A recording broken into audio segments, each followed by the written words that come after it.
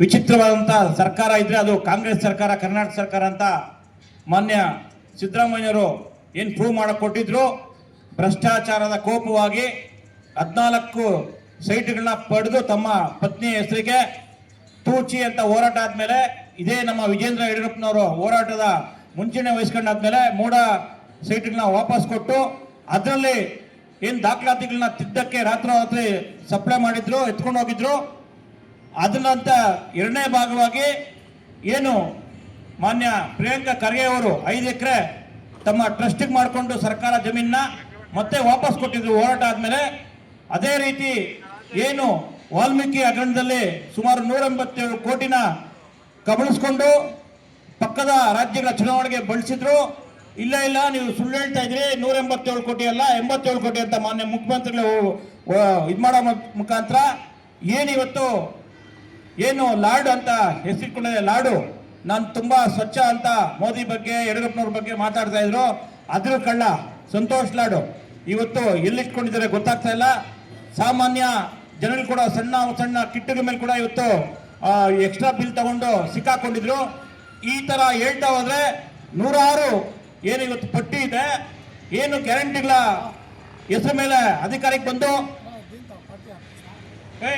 ಹೆಸರಲ್ಲಿ ಅಧಿಕಾರಕ್ಕೆ ಬಂದು ಇವತ್ತು ಜನಗಳ ಅಭಿವೃದ್ಧಿ ಮಾಡಿದ್ರ, ಸ್ವಂತ ಪಕ್ಷವನ್ನ ಸಚಿವರ ಅಭಿವೃದ್ಧಿಗಳನ್ನ ನಿನ್ನೆ ನಮ್ಮ ಹುಬ್ಬಳ್ಳಿ ಧಾರವಾಡದ ಒಬ್ಬ ಪಕ್ಷದ ನಿಷ್ಠಾವಂತ MLA ಮಹೇಶ್ ತೆಂಗಿನಕಾಯಿ ಅವರು ಏನು ಆ ಸಚಿವ ಏನವ್ರ ಹೆಸರು ಲಕ್ಷ್ಮೀ ಹೆಬ್ಬಾಳ್ಕರ್ ಅವರು ಮಾತೇರ ಮಾಸಿಕ ಹಣವನ್ನು 2,000 ರೂಪಾಯಿಯನ್ನ ಜನವರಿ ಫೆಬ್ರವರಿ ಕೊಟ್ಬಿಟ್ಟಿದ್ದೀನಿ ಅಂದ್ಬಿಟ್ಟು ಸರ್ಕಾರಕ್ಕೆ ಜನರಿಗೆ ಕಂಟಪ್ಸಿ ಸುಮಾರು 5,000 ಕೋಟಿ ಅವ್ಯವಹಾರವನ್ನ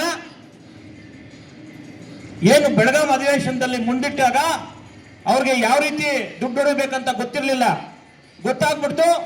ಸಂಜೆ ವೇಳೆಗೆ ಕ್ಷಮೆ ಇರಲಿ, ನಾವು ಅದನ್ನ ಬಿಡುಗಡೆ ಮಾಡಿಲ್ಲ, ಹೆಂಗ್ ಮಾಹಿತಿ ಬಂತು ಗೊತ್ತಾಗಿಲ್ಲ ಅಂತ ಅಲ್ಲಿ ನಾವು ಹಿಡಿದ್ರಿ. ಅವ್ರು ಹೇಳ್ತಾ ಇದ್ರು, ಒಬ್ಬ ಕಾಂಗ್ರೆಸ್ ಅವರು ಬಿಜೆಪಿ ಅವ್ರದ್ದು ಬರೀ ಹೋರಾಟಗಳೇ ಆಗೋಯ್ತು. ಖಂಡಿತ ನಾವು ಜನಪರ, ರಾಷ್ಟ್ರಪರ, ಹಿಂದೂ ಪರ, ರೈತರ ಪರ, ದಲಿತರ ಪರ. ಇವತ್ತು ನೀವು ಬೇರೆ ಕರಪ್ಷನ್ ಮಾಡಿ ಮೃತ್ಯು ಕೋಪ ಮಾಡಿಬಿಟ್ಟಿದ್ರಿ ಕರ್ನಾಟಕವನ್ನ. ಆ ಕಾರಣಕ್ಕೆ ನಿನ್ನೆ ಏನು ಇವತ್ತು 21 ಎಕರೆ 16 ಗುಂಟೆಯನ್ನ ಕಬಳಿಸಿದ್ರು. ಆ ಸೆಷನ್ ಅಲ್ಲಿ ನಮ್ಮ ಛಲವಾದಿ ನರಸಿಂಹಣ್ಣವರು, ರವಿಕುಮಾರ್ ಅವರು ಮತ್ತೆ ನಮ್ಮ ತಮ್ಮೇಶ್ ಗೌಡರು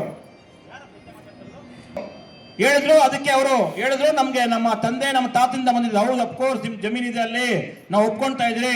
ಆದ್ರೆ ನಮ್ಮ ವಾದ ಫೂಟ್ ಖರಾಬ್ ಜಾಗವನ್ನ 1 ಎಕರೆ ಖರಾಬ್ ಜಾಗ 47ನೇ ಸರ್ವೆ ನಂಬರ್ ಇರೋ 1 ಎಕರೆ ಕೆರೆ ಭೂಮಿನ 46ನೇ ಸರ್ವೆ ನಂಬರ್ ಇರುವ 20 ಎಕರೆ 16 ಗುಂಟೆನ ನಿಮ್ಮ ಹೆಸರಿಗೆ ಸ್ಪಷ್ಟವಾಗಿ ತೋರಿಸ್ತಾ ಇದೆ.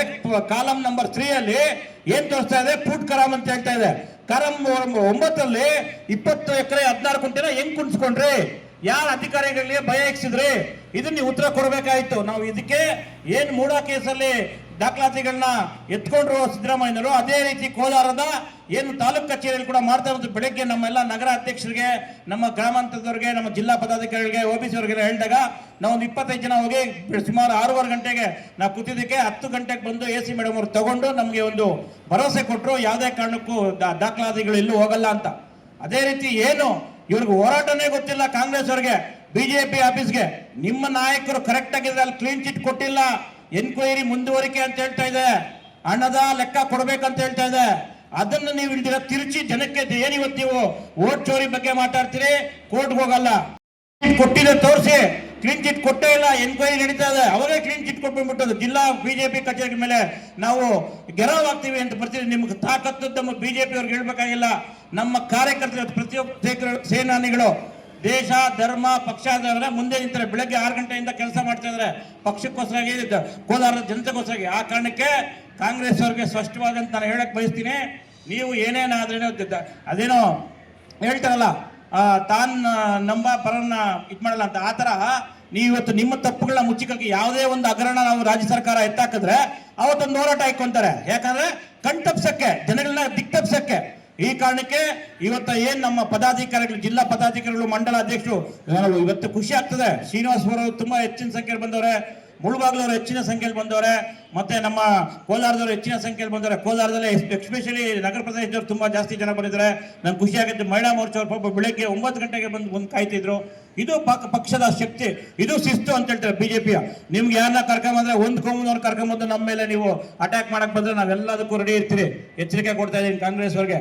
ಆ ಕಾರಣಕ್ಕೆ ಇವತ್ತೇನು ನಮ್ದು ಮುಂದಿನ ಕಾರ್ಯಕ್ರಮಗಳ ಬಗ್ಗೆ 2 ವಿಷಯ ಹೇಳ್ಬಿಟ್ಟು ನಾನು ನನ್ನ ಮಾತನ್ನ ಮುಗಿಸ್ತೀನಿ. ಏನು ಇವತ್ತು ಸಂಘದ ಮನೆ ಮನೆ ಸಂಪರ್ಕ ನಡೀತಾ ಇದೆ. ನಮ್ಮೆಲ್ಲ ಪದಾಧಿಕಾರಿಗಳು ಈಗಾಗಲೇ ಮುಳಬಾಗಿಲು, ಬಂಗಾರಪೇಟೆ, ಮಾಲೂರು, ಕೋಲಾರ ಸಾಯಂಕಾಲ 7 ಗಂಟೆಗೆ ಸಂಘದ ಕಾರ್ಯಾಲಯದಲ್ಲಿ ಬೈಠಕ್ ಇರ್ತದೆ.